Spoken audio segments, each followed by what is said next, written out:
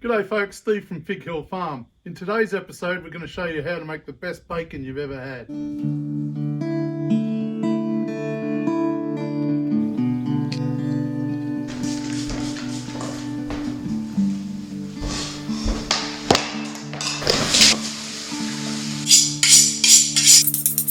Getting some lovely fresh herbs from the garden, a bit of sage and a bit of thyme.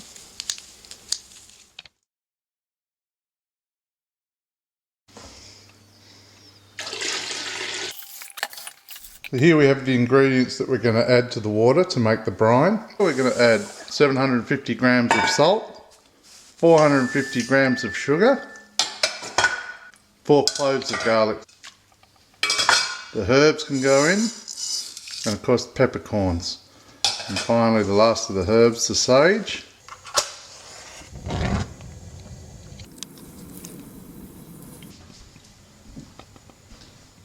So we've cooled the brine overnight in the fridge and then strained it to remove all the solid stuff, and now it's ready for to make the bacon.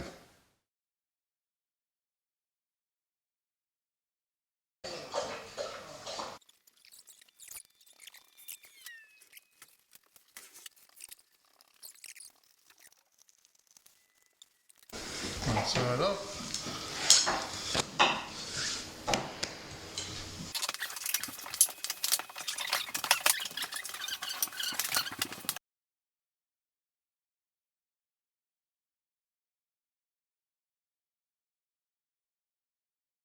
What we're using to make our bacon today is this loin section, which is the side of the top of the pig and the side. Down here would have been the belly, but we've taken the belly off to cook separately as a roasted piece. But here you can see the eye and the rind and fat through here for the bacon. We're now going to place this into the plastic container and cover it with the brine and leave it refrigerated for 2 days. We'll layer the bacon into the container. Doesn't really matter which way it goes.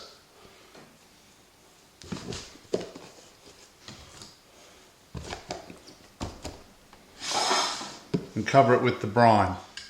We'll just tip it slowly over the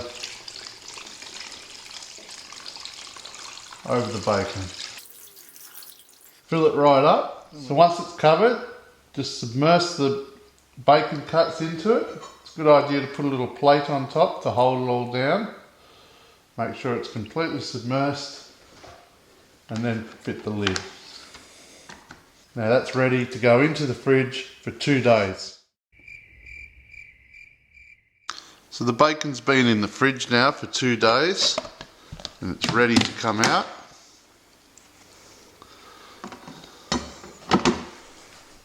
We basically take the bacon out and give it a rinse.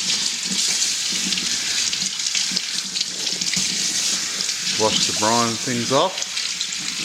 Then we're going to place it into a fridge tray and pop it back in the fridge and allow it to dry overnight.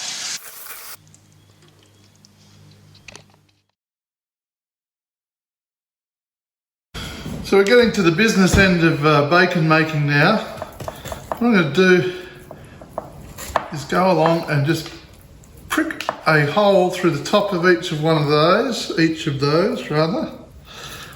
just to get some hooks through, because we've got to hang it to smoke it.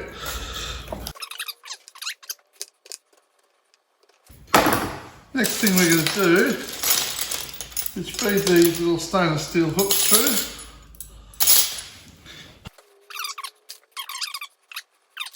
We're going to hot smoke today.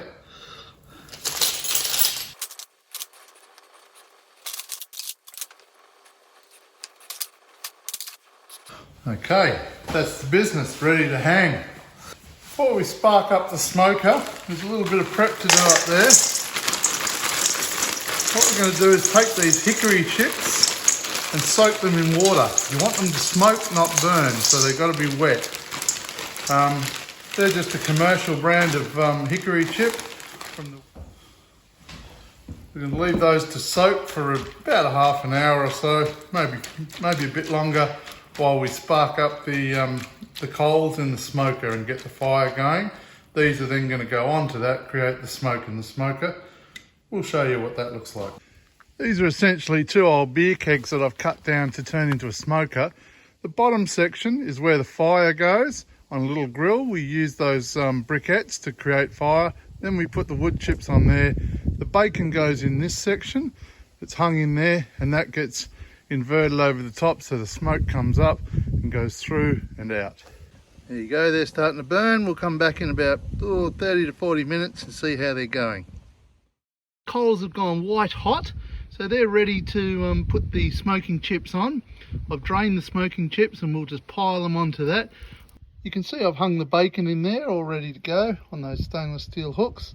The smoke will permeate up through those and give them a nice coat and flavour. See there, I've piled the wood chips on top of the hot coals.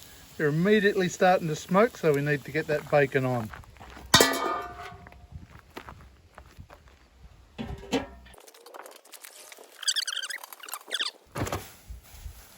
There you go, smoking bacon.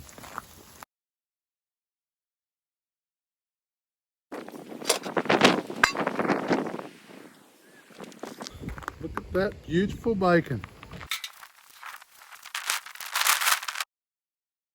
It's about the core temperature you want. That's sort of cooked out. And we'll cool that off and slice it up. It's been in the fridge overnight to firm it up, and it's nice and firm now, quite solid. That's what you want when you're slicing, because it's slices better. If it's too soft or too warm, it'll kind of smear it rather than cut it. There's a couple of different ways to cut it. You can do it with a knife and just carve off beautiful slices of that as you need it. That's a great way to keep it if you eat a lot of bacon.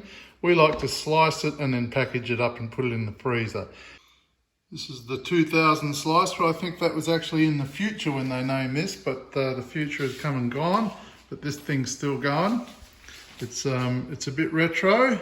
I think it's a bit cool actually, but anyway, it works very, very well as a slicer.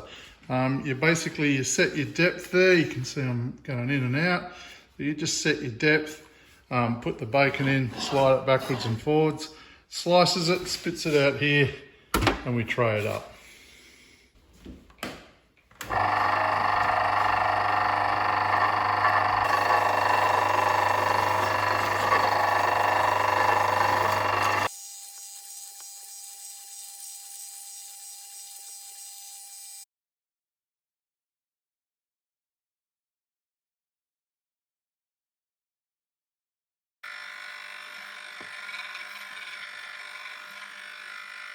So there you go, tray full of bacon.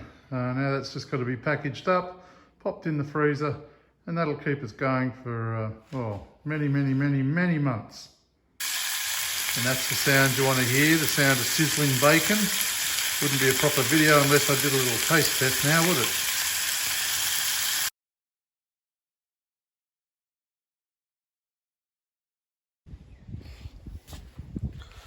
So there you go, last thing left to do, have a taste. A little bit hot. That's just delicious. My old dog's here sitting looking up at me, aren't you? Smoky and salty. Really, really nice. I shouldn't actually talk when I got my mouth full, but I'm gonna. You want to try a bit of the bacon, Red Dog? What do you say? Yes? Yes, you do. Gentle. Don't take my hand off. Good girl. Is that delicious? Best bacon ever? Do you want more? Thought you might. There you go. True paddock to plate right here in Fig Hill. We grew these pigs. They've taken probably 10 months from the time they were born till now.